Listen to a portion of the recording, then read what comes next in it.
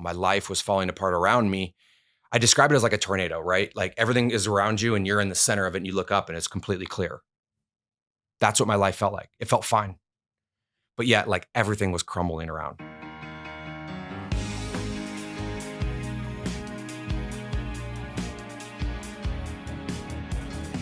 I think either today or yesterday was my 4-year anniversary in Missoula.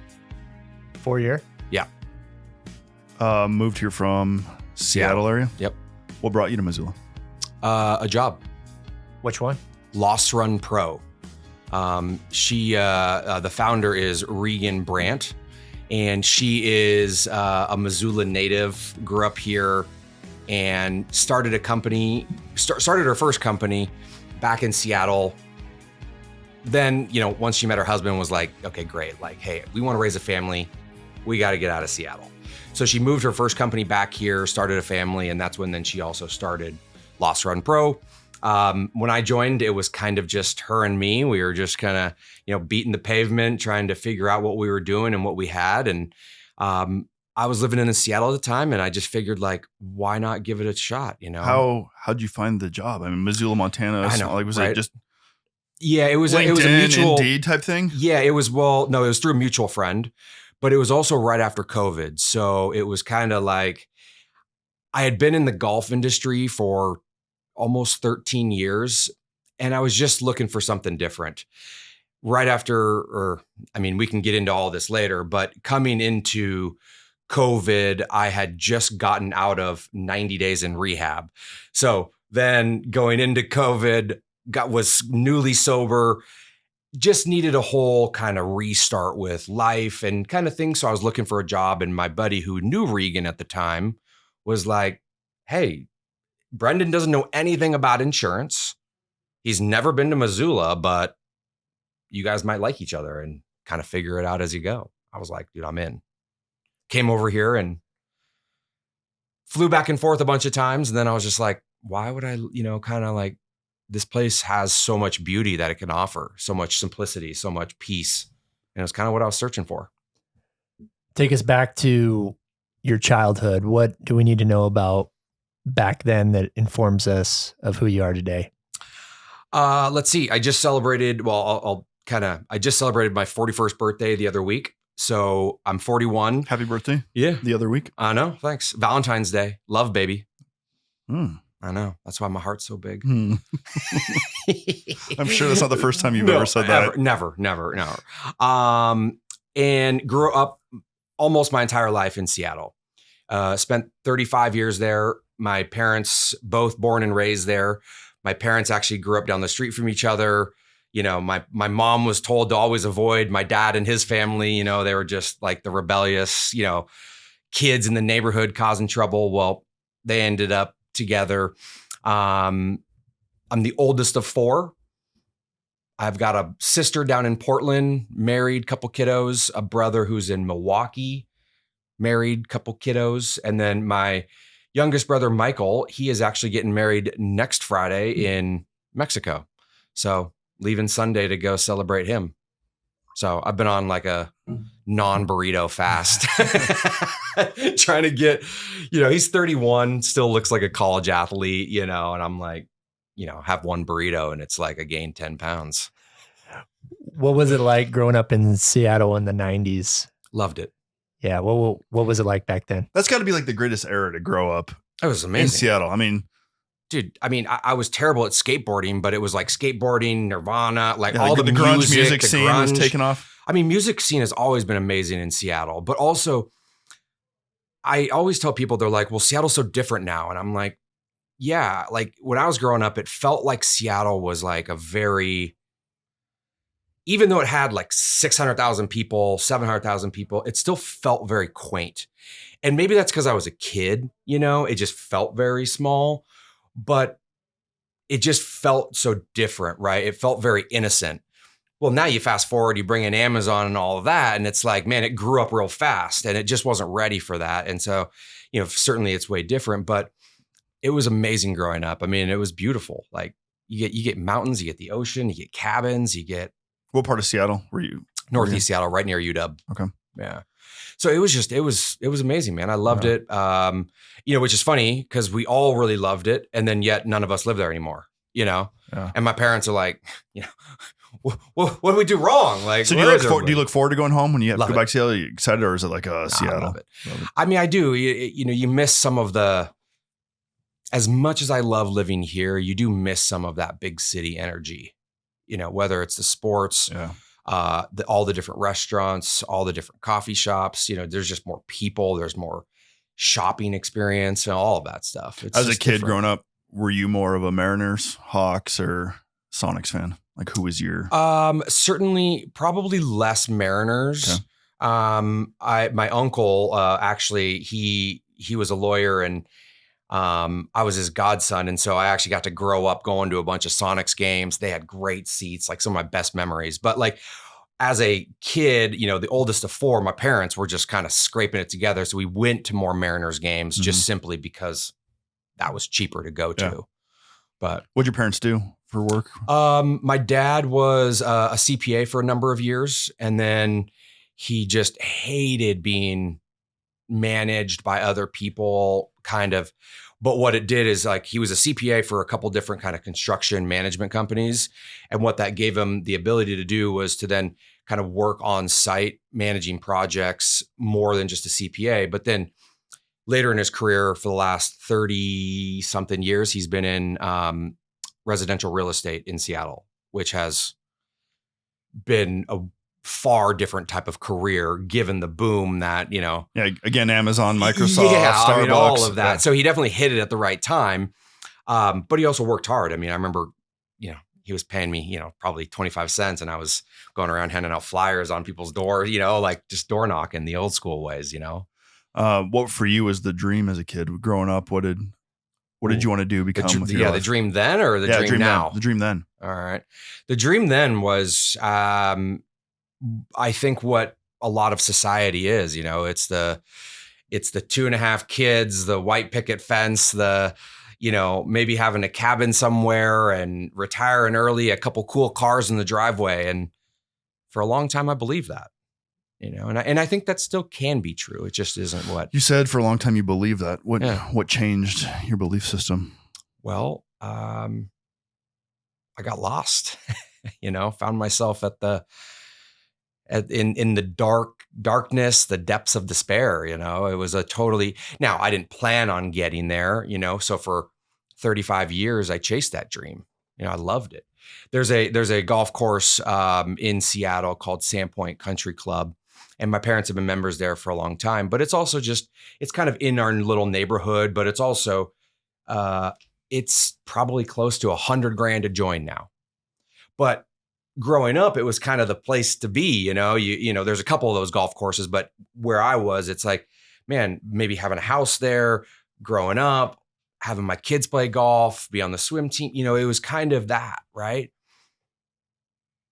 I joined the golf club out here. Nobody gives a shit. They're like, great, man. I love that you love golf. Like it's just a different type of kind of dream that I was associating with, kind of where I needed to be, and if I got there, it's like, oh, maybe then I made it, kind of thing. So you were chasing this vision of status. Yeah, I think so. And what that would get. And at what point did you realize that wasn't fulfilling? I don't know if I ever realized it's not fulfilling, because I think it certainly can be and could be still.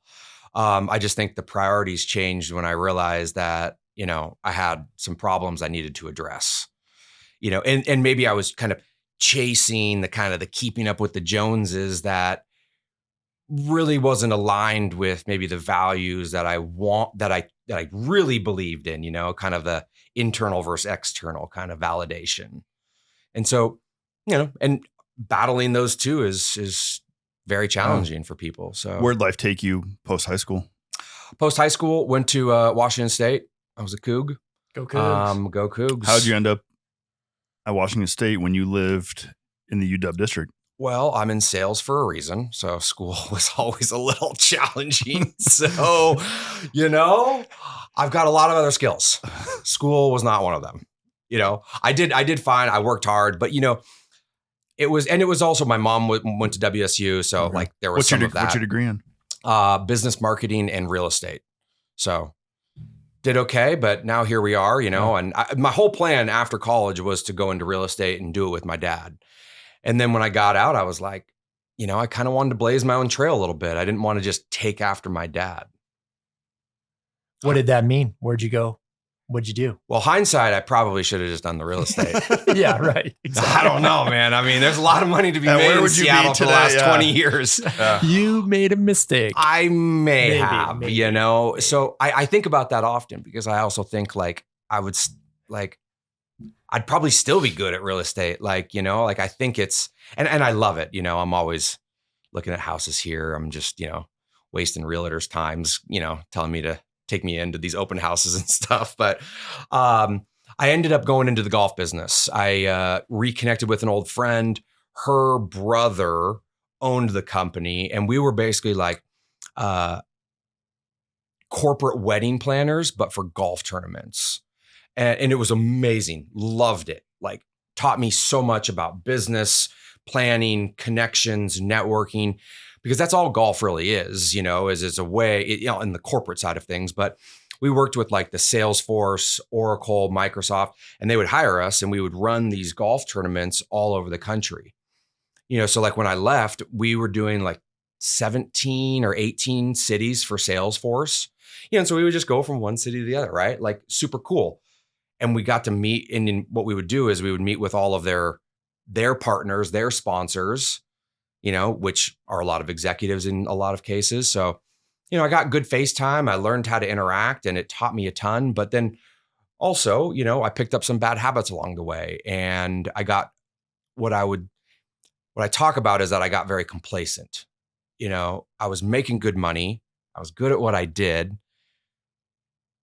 but I wasn't pushed, maybe in the right ways to kind of continuously evolve my career, personal life. I kind of got stuck, You said you became complacent. What was some of the fallout or the downside to that complacency? I mean, I think I think kind of complacency with also kind of needing that external validation, right? Those are two pretty dangerous things because it's like you want something so bad, but yet like I was also very comfortable and they weren't aligning with one another. And so I was caught in the middle. And I was married at the time back in Seattle. And I'm no longer married, but like, we just, we both wanted this, but we just had trouble kind of navigating how to get there. And ultimately it led to just so much kind of friction within our life, and that's hard to overcome. When you look back at that season of becoming complacent, what are some of the lessons that you draw out that have helped you to where you are now? Part of this, and when I talk about my kind of this journey on podcasts, is people always ask like, do I regret it? And it's like, no, because that was one of the most amazing gifts I ever received, right? Was learning that I was in fact maybe complacent and that I wasn't truly aligned. So, I think the lesson in it itself is that I was able to kind of overcome the fact that I was stuck. I don't know, had I not gone to rehab, maybe I never really understand what that complacency was. It took a lot to really drag me down and to then ask for help. But along the way, looking back at it, it's like you can kind of start to see some of those, the habits of just, I was going into work a little later. I was leaving a little earlier. Maybe I wasn't working as hard to secure new deals. I was becoming more assumptive of just like, oh, business will come because I've been doing it for so, it's the little habits, right? That if you lose them, they become harder. And then over time, when you look back, you're like, how did I stop going to the gym? Or how did I eat pizza for 10 burritos for every Thursday? For breakfast burritos on Thursday. Absolutely. I can relate. So it was, I don't think it happened overnight, but certainly sitting here today, being complacent is probably now my biggest fear. I think that's probably, I think that it reminds me of what that life was and what that darkness looked like. Yeah. But also I think it's, there's a time and a place for being comfortable. And at 41, I still feel like I've got so much to offer. And so like, I don't think that that's my time yet, to kind of fall back into, being comfortable with that life. And if there's again a chance for that, I want to choose that complacency. Yeah. I want to come back to that complacency. But before we do, Stephen, let's jump into our rapid fire questions. Ooh. Brenden, you ready for this? Let's go. What was go ahead. Oh. Go ahead. I was ready for the rapid. Take it away. I love this. No. Yes. Fighting. Yeah. In fighting. Internal fighting. Yeah. You're seeing it in real time. First initial memory of Missoula, Montana. Oh, man. Okay. So it was about 4 years ago. I mean, almost to the day.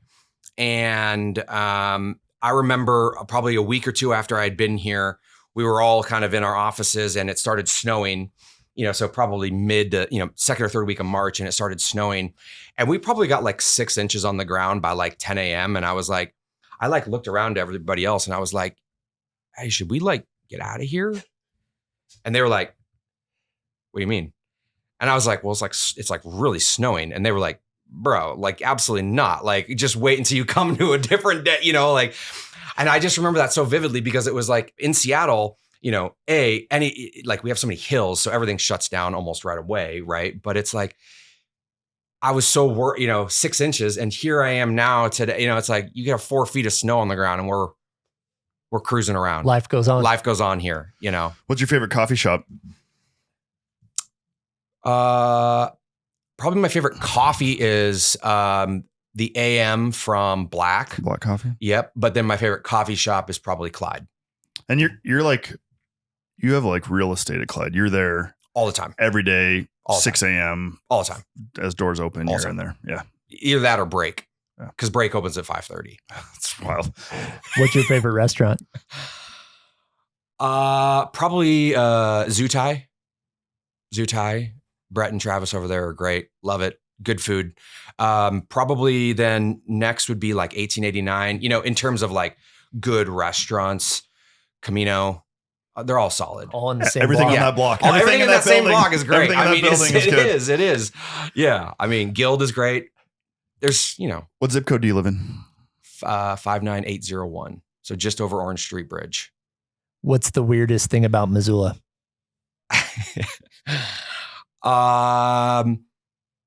There's no actual cowboys here. And so anytime you see somebody walking around in a cowboy boot or cowboy hat and a fur coat, they're not from Missoula. They're from Whitefish. or just from California, and they are just like got off the plane and they're like, cool, we're here. It's like that Dumb and Dumber scene. Yeah. Yeah. It's awesome. Brenden, to you, what do you love the most about Missoula?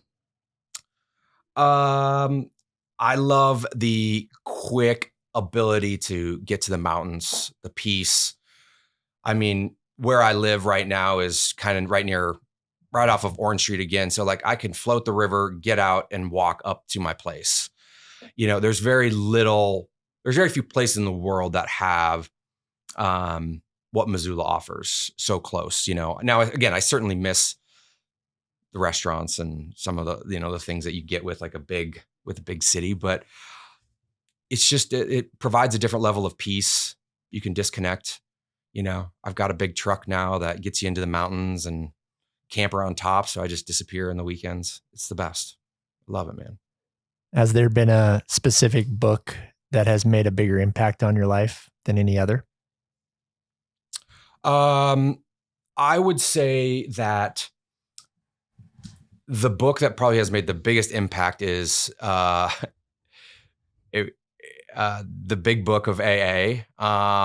Now that is just simply because like that's what got me, doing that program got me here to where I am today. Now, in terms of a book that is maybe more podcast friendly for people, I would say I read Atomic Habits probably every other year, it feels like, or every, 12, 18 months. The Alchemist, I love that book too. Yeah, those are a couple good, but The Big Book really, that kind of got me out of The Big Book. Let's go back to complacency life where it took you, and you mentioned a few times rehab. Yeah. I imagine those weren't your best days. But what they were kind of wild. Kind of wild. Yeah. What rehab? Walk me through what rehab was like. What the transformation was. What you learned. Why are you different today because of rehab? That season of life. I think what I'll say is that I'm probably the exact same person I always was or was always supposed to be. Mm-hmm. But removing alcohol was like a cheat code to life for me. It allowed me to just drastically kind of enhance some of the things that I was probably already very good at and very comfortable with internally. I was just kind of masking a lot of that.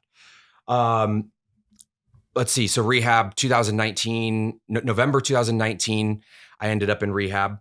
Not a great day, not a great week.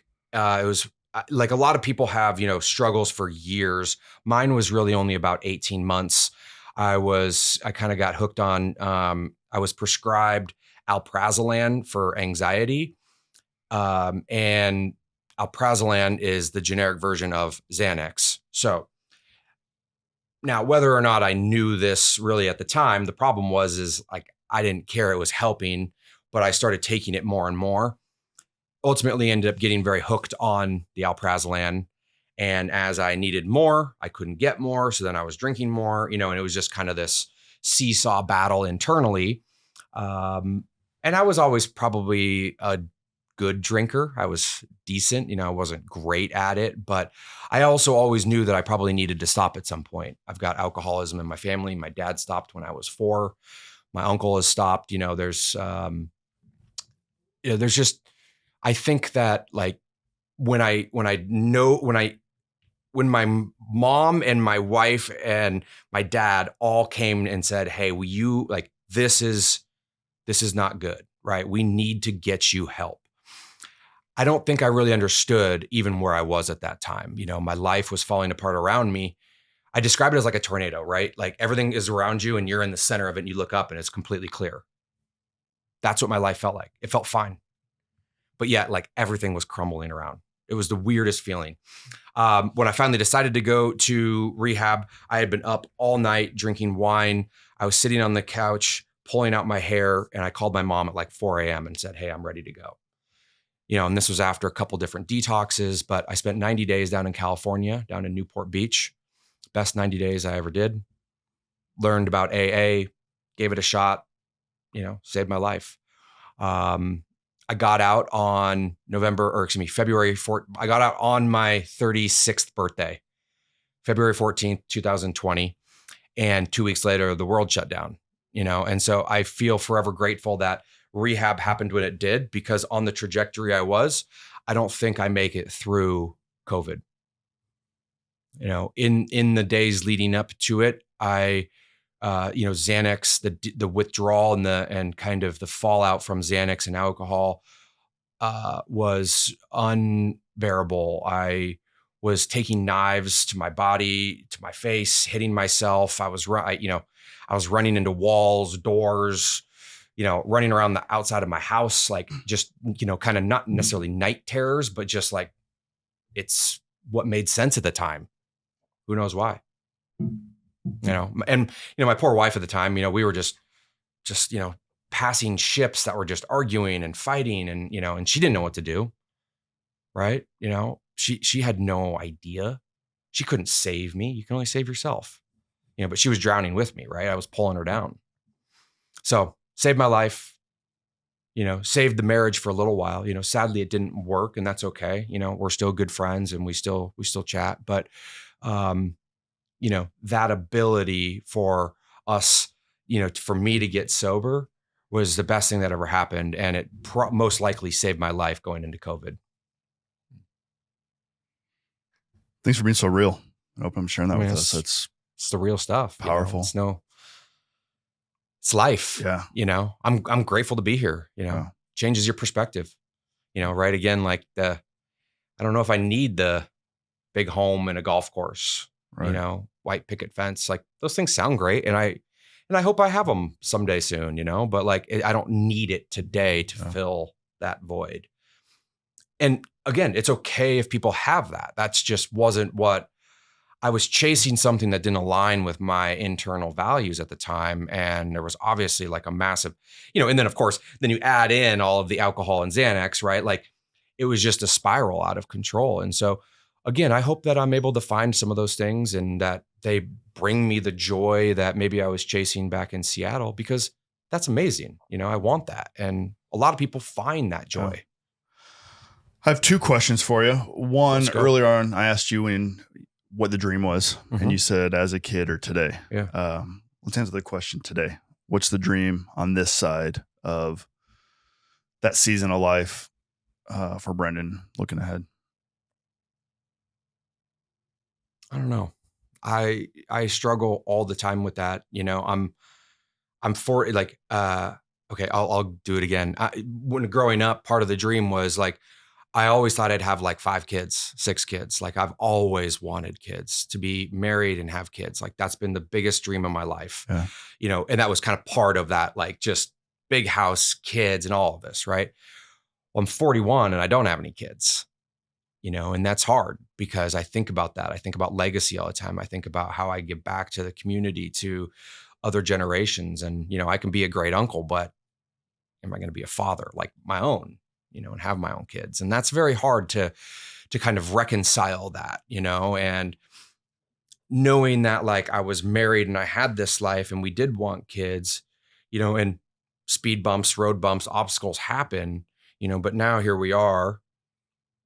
I've got a wonderful girlfriend here who I've really enjoyed spending my time with, but, is that coming, or will that come? Or maybe it's not a part of my story. And so, the goal now is really, and it has been for the last 4 years, to just find what makes me happy and to truly live that way, because for a while it felt lost, and so now I just kind of show up, I do what I want, and I love that, right? It gives me freedom and peace.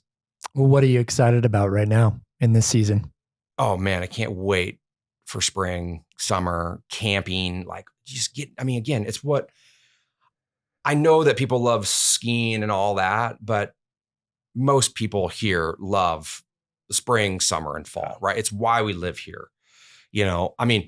I'm not a huge baseball guy, but man, the paddlehead games are awesome, right? The tickets are $11. You can sit in the grass, right? See the kids rolling down the hill. You could sit behind home plate for probably like $13.50. I don't know, but like, it's like, it's awesome going camping. I've got friends who own a bison ranch up in Hot Springs. It's like a whole dude ranch, and they just allow us to kind of camp on their property. We drive up there. They've got like 400 bison. We just open a gate and we go camp on one of the top of the hills, fly fishing, floating, On your hat, you got a pin, Corr Strong. I know there's a whole initiative campaign that you're passionate about. Tell us about that and that story. I mean, well, my brother has been battling cancer for the last couple of years. And so, we made these pins and been wearing it on my hats for the last 2 years. But thankfully, he just had what we hope is his last surgery down in Houston at MD Anderson. He was under for 19 hours. They took out his large intestine, his colon, his bladder, a part of his liver, and they had to replace 2 spinal discs that were all infected. So it is a long road, but again, 2 years of fighting, here we are, the surgery's here. He can't wait to get out. But, it also just is like, he's never been to rehab, right? And at the time he's like, he had so much empathy but yeah, like I've never had cancer, right? It's like we all have our battles. Doesn't mean that his is any less drastic. Some would argue it's even worse, could kill him tomorrow, but it certainly has put the family, just as it's hard. We're going down on Sunday. We're going to spend 2 days down there seeing him before then flying to Mexico for the wedding. But yeah, certainly gives you a little bit of insight into like just life and just like, man, it's quick, My last question for you, Brenden. No doubt you've shared in a lot of, I guess, heartache, disappointment, tough situations in your life, your family's life, your brother's life. What are some of the life lessons you have learned that have shaped and molded you into who you are today? I would say probably the number one thing, and this is because like I still struggle with my own mental health and anxiety and just things like that. It's like, I'm still anxious coming in here to talk to you guys, it's natural, but it's like probably the biggest thing is that I'd be nervous too. Like we're pretty intimidating. Well, and you guys are like celebrities, but who's your favorite host of the Missoula podcast? Ooh, his hair looks better. Okay. It does. That's my guy right there. I love it. But it's that nobody cares. Yeah. We spend all of our lives worrying about if we're going to fit in, right? And finding our group and, all of these things. And it's like, nobody gives a shit, man. Like, we just met for the first time and it's like, dude, sounds great. Like, I hope everything happens for you, and for you, it's like, we put so much focus on what we believe that people want from us. And people are just living in their own worlds, man. Like nobody really cares whether or not you wore gray pants or blue pants. Nobody cares about, the Instagram or the Twitter, that stuff it's such instant gratification. People want you to succeed. Nobody's going to come and save you. You have to do it yourself and retire your family. I don't know. It's like, pick up, do it. If you fail, start over. We all fail. You failed, countless times, right? But how do we move forward? Well, you got to pick yourself back up. Nobody's going to save you because we're all in our own worlds. We all have our own failures. I don't have cancer. My brother does. He didn't go to rehab. I did. We have our own battles. And part of that is the life that we get to live. It's an amazing opportunity to be successful, to fail and to learn and to grow. I don't know. I love it. Thanks for joining us on the show. Appreciate meeting you. Yeah, man. Pleasure. Brenden, thank you, man. Thanks, dude. What's up, Missoula? This is Nick Balla, producer of the Missoula podcast. We truly appreciate you hanging out with us as we dive into the stories that make our city special. If you could do us a quick favor and follow the show wherever you are listening, whether that's on Spotify, Apple Podcasts, maybe you're watching on YouTube, so hit that little subscribe button. It really helps us out. Head on over to www.themissoulapodcast.com for more information, and we'll see you next week.